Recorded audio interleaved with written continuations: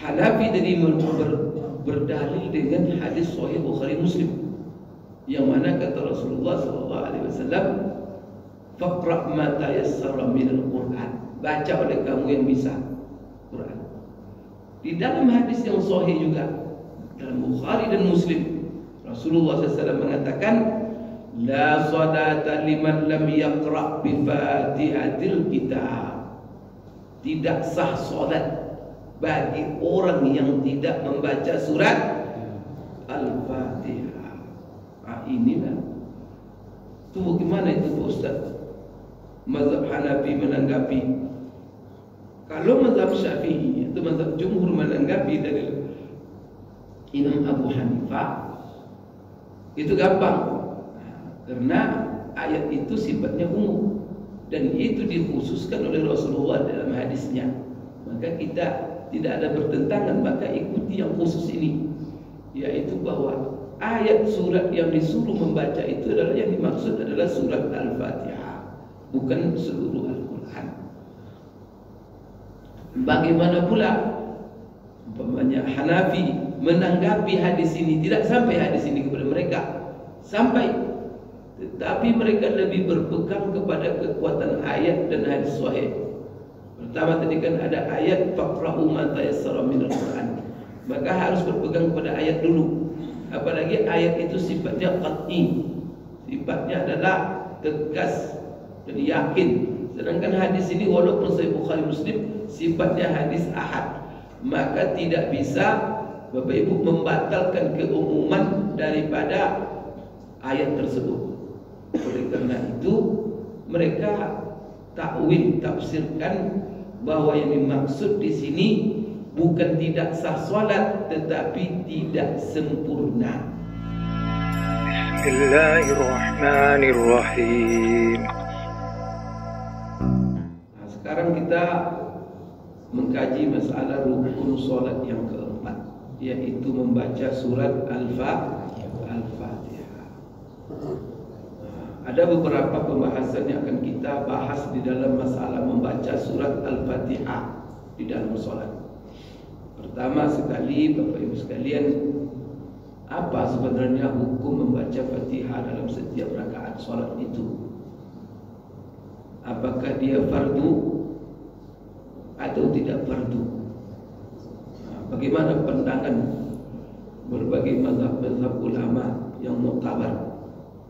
Yang pertama, kemudian apakah membaca Fatihah itu di dalam setiap rakaat solatnya fardunya atau di rakaat tertentu saja?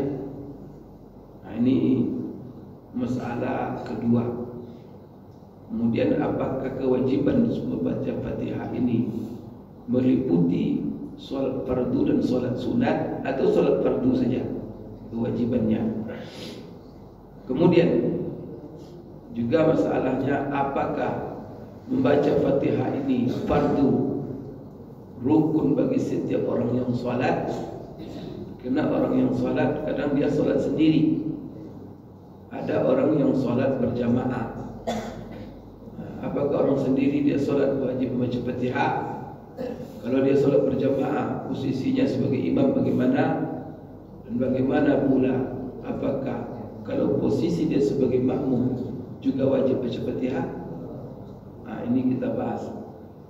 Yang kita bahas Bapak Ibu sekalian, kalau Bapak Ibu sebagai mazhab Syafi'i sudah diamalkan sudah, bahwa itu semua kalau ditanya Bapak Ibu mesti bisa menjawab. Tapi bagaimana pandangan berbagai mazhab? Nah, itu yang masalah kan?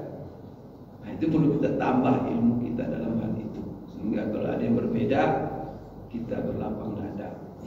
Kemudian bagaimana hukumnya orang tak mampu membaca Fatihah? Kemudian dalam membaca Fatihah di dalam salat, apakah harus diperdengarkan Fatihah itu ke telinganya masing-masing atau cukup dengan menggerakkan lidah saja? Kemudian juga apakah Fatihah Bismillah itu bagian daripada surat Al-Fatihah sehingga dia dijaharkan bersama Fatihah, atau dia bukan daripada surat Al-Fatihah?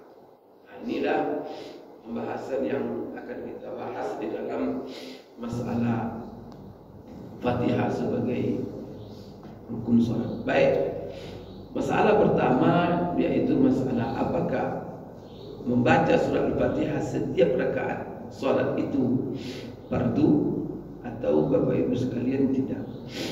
Di sini Bapak Ibu sekalian terdapat perbedaan. Membaca Fatihah itu terdapat perbedaan antara ulama-ulama mujtahid, khususnya 4 mazhab. 3 mazhab, yaitu mazhab Maliki, mazhab Syafi'i, mazhab Hambali. Mana imam-imamnya adalah Imam Syafi'i, Imam Malik, Imam Ahmad bin Hanbal. Mereka mengatakan bahwa membaca surat Al-Fatihah dalam setiap rakaat solat itu hukumnya fardu. Fardu. Rukun. Apa makna rukun itu? Kalau sempat tidak dibaca dalam rakaat solat, apakah dia, Bapak Ibu sekalian, dia tinggalkan? Jadi kalau seandainya begini, dia tinggalkan membaca Fatihah itu secara sengaja dalam rakaat sholatnya, bagaimana hukumnya? Maka hukumnya batal sholatnya. Kalau sholatnya dia diulang kembali. Itu kalau sengaja dia tinggalkan dalam satu rakaat sholat. Dan ini tidak ada bedanya antara sholat itu sholat fardu atau sholat sunnah. Berarti menurut 3 mazhab bahwa membaca Fatihah itu rukun sholat, baik di sholat fardu atau di sholat sunnah. Kalau sempat ditinggalkan dia sengaja, maka batal sholatnya dari awal. Namanya di rakaat ketiga sengaja dia tak baca Fatihah, dia sudah ulang, keluar dari sholatnya, ulang sholat dari awal.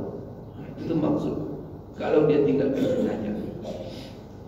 Tapi kalau dia tinggal karena lupa, itu beda itu. Kalau dia tinggal sengaja, batal sholat sama sekali, diulang lagi. Tapi kalau dia lupa di rakaat ketiga, ingat dia rakaat kedua tadi saya tak baca. Nah, ada orang yang kadang kena imam, apalagi imam kadang kena memikirkan apa ayat yang setelah surat Fatihah saya baca, ya katanya Allahu Akbar, Allah bacanya sabihis, lupa baca Fatihah. Sekarang kalau dia lupa membaca Fatihah, apa menurut 3 mazhab ini? Fa'alaihi an ya'tiya bil rak'ati allati tarakaha fiha. Maka kalau dia lupa, umpamanya sampai rakaat keempat, ingat dia rakaat ketiga atau rakaat kedua, dia tidak baca Fatihah. Kalau seandainya Bapak Ibu sengaja dia tanggalkan rakaat kedua, sengaja tadi, dia sudah sampai rakaat keempat, ulang sholat dari awal. Tapi kalau dia lupa di rakaat keempat, baru dia ingat di rakaat kedua, tiga, dia tidak baca Fatihah, maka dalam hal ini dia menambahkan saja, tetapi tidak membatalkan sholatnya. Tetapi harus rakaat yang tadi tidak dia baca Fatihah diganti, maka dia nambah, berdiri lagi dia, tapi tidak diulang dari awal. Nah, kalau apa bedanya itu? Kalau dia ulang dari awal, kalau sempat rakaat keempat dia sengaja diulang lagi 4 rakaat lagi. Tapi kalau dia lupa, hanya mengganti 1. Itu bedanya itu Bapak Ibu ya. Nah, ini menurut 3 mazhab, termasuklah mazhab Bapak Ibu, itu mazhab Syafi'i. Nah, berarti siapa yang berbeda di sini? Yang berbeda di sini mazhab Hanafi. Bagaimana pula pandangan mazhab Hanafi dalam hal ini? Bagi mereka Bapak Ibu sekalian, membaca surat Al-Fatihah di dalam solat itu tidak fardu, tak rukun. Nah, maka kemarin kan di dalam rukun solat menurut, maka mazhab Hanafi ini paling sedikit rukun solatnya. Nah, kebanyakan Hanafiyah mengatakan rukun solat cuma 4. Sebagian mereka mengatakan rukun solat cuma 6. Yang mengatakan 13 siapa? Syafi'i. Menurut Hambali 14. Menurut Maliki 15. Jadi mazhab yang paling banyak rukun solatnya mazhab apa? Mazhab Maliki. Yang paling sedikit mazhab Hanafi atau 6 coba rukun solatnya. Maka Fatihah adalah rukun solat bagi mereka. Tapi apa hukumnya bagi mereka? Bahwa membaca surat Fatihah secara khusus itu hukumnya cuma wajib. Apa pula ini berbeda antara wajib dan antara wajib dan rukun fardu. Jadi mazhab Hanafi membedakan di dalam solat antara fardu dan wajib. Kalau fardu ini, kalau dia ditinggalkan sengaja atau tidak sengaja, maka kalau dia sengaja dia batal solatnya. Kalau dia tidak sengaja diganti. Itu kalau dia rukun.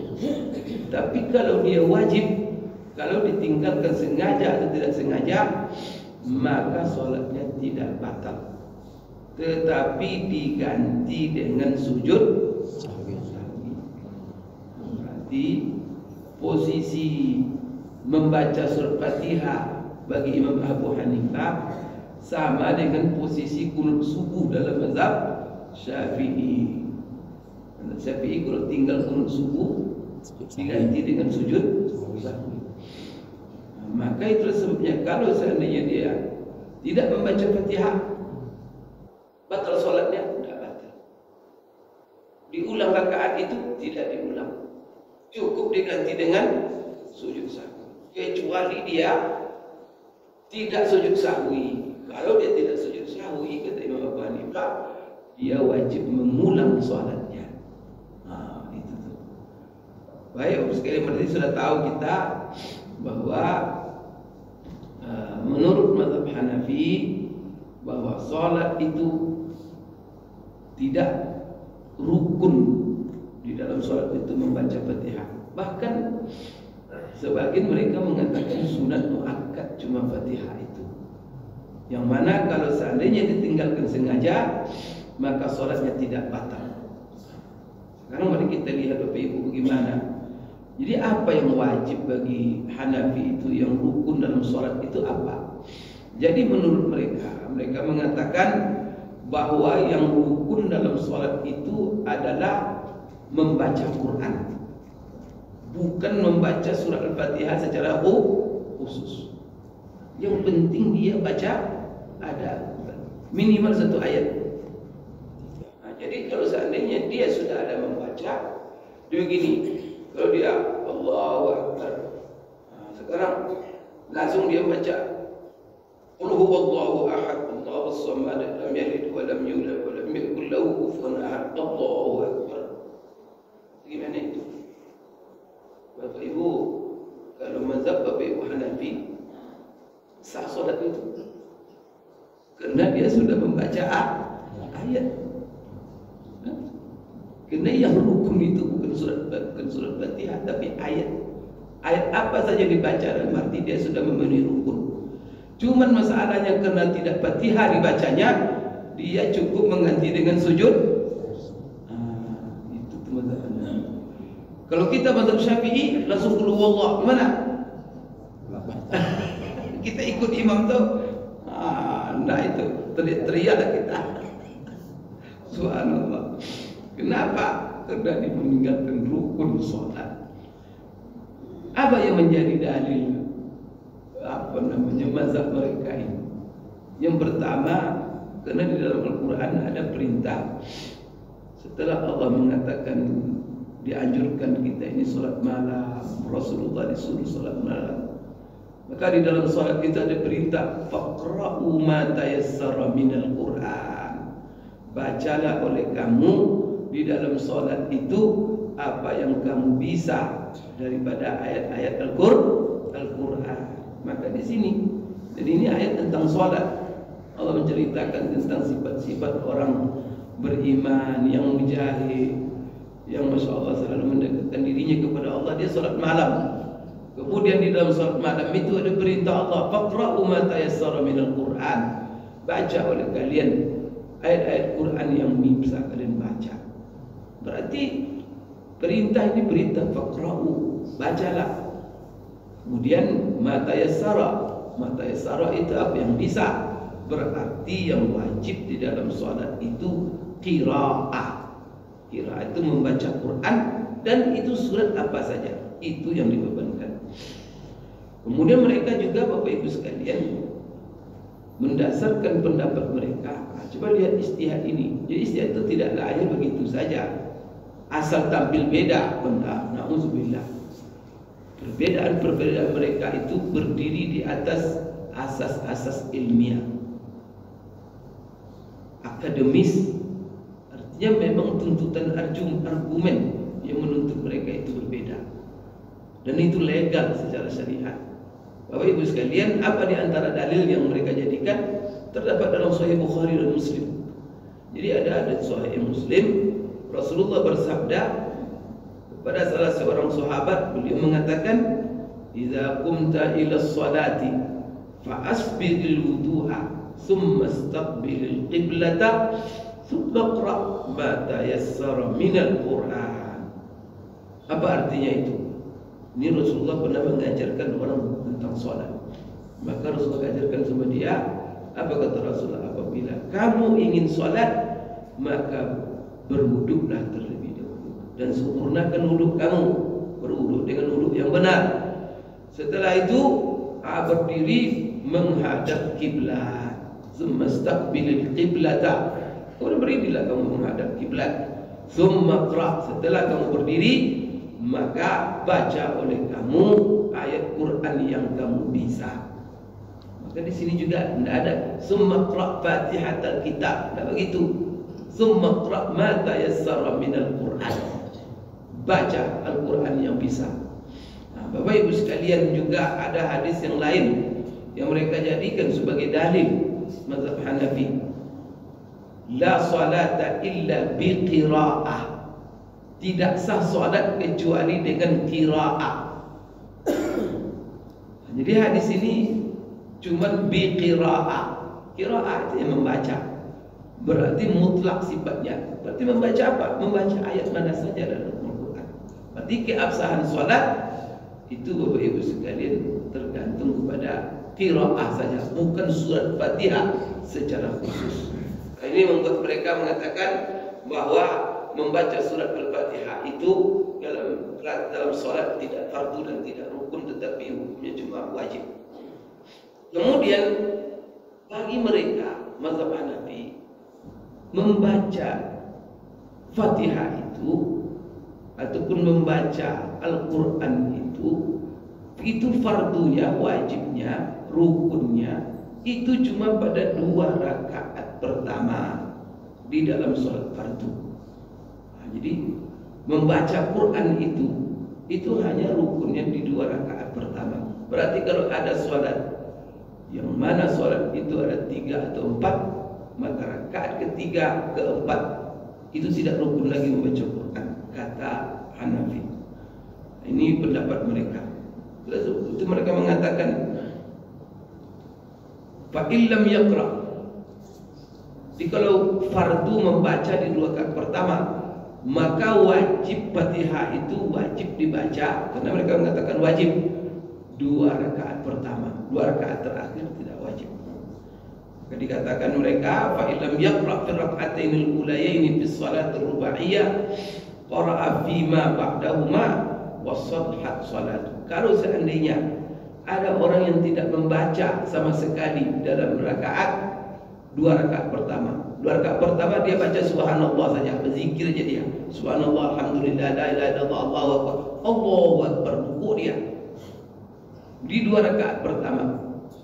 Tapi dia ganti nanti membaca pada 2 rakaat kedua, 2 rakaat yang 3 dan 4. Rakaat 1, rakaat 2 tak baca Quran sama sekali, cuma zikir saja dia. Rakaat ketiga dan keempat baru dia membaca Quran atau membaca surat Fatihah. Maka kata Hanafi cukup itu katanya, dan sholatnya sah. Ibu, ini ini salat sah tidak sah solat. Kalau sempat di mazhab Syafi'i dibuat begini heboh solat itu. Tapi begitulah dalam mazhab mereka. Bagi mazhab mereka itu sah, ada mazhab. Karena yang wajib itu membaca, dan membaca itu pun yang wajib cuma di 2 rakaat pertama. Kalau dia ganti di 2 rakaat terakhir, tidak juga ada masalah. Cuman saja kalau dia tinggalkan membaca Fatihah tadi, Bapak Ibu sekalian, dia telah meninggalkan yang wajib, maka dia yajibu alaihi an yasjuda lis-sahwi. Fa in lam yasjud wajabat alaihi i'adatus shalah. Jadi kalau seandainya dia tidak sujud, maka wajib dia mengulang salat. Sekarang Bapak Ibu sekalian, itu adalah 2 rakaat pertama. Adapun 2 rakaat berikutnya membaca Fatihah, bagaimana hukumnya? Jadi kan membaca Fatihah itu wajib. Kalau tinggal ganti sujud sahwi. Tapi membaca Fatihah itu sendiri wajib bagi mereka hanya 2 rakaat pertama. Bagaimana hukum membaca Fatihah di 2 rakaat berikutnya atau 1 rakaat maghrib yang ketiga? Hukumnya cuma sunat oleh mereka. Ini dalam mazhab Hanafi. Sedangkan di dalam salat sunat, ini salat fardu ya. Sedangkan di dalam salat sunat bagi mereka membaca Fatihah itu juga wajib hukumnya, bukan rukun, dalam setiap rakaat salat.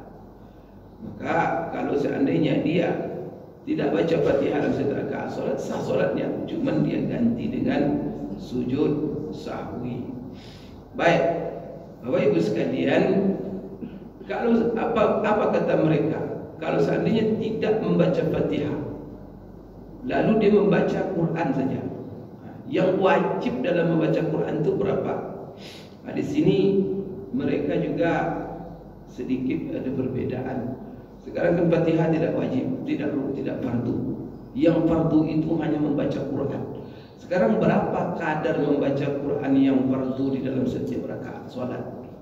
Hanafi mengatakan wa qadarul qira'ah al-mafruḍah bi 3 ayatin qisar, yaitu mereka ukur bahwa minimal ayat yang dibacanya di dalam setiap rakaat salat yang merupakan fardu tadi itu 3 ayat pendek-pendek.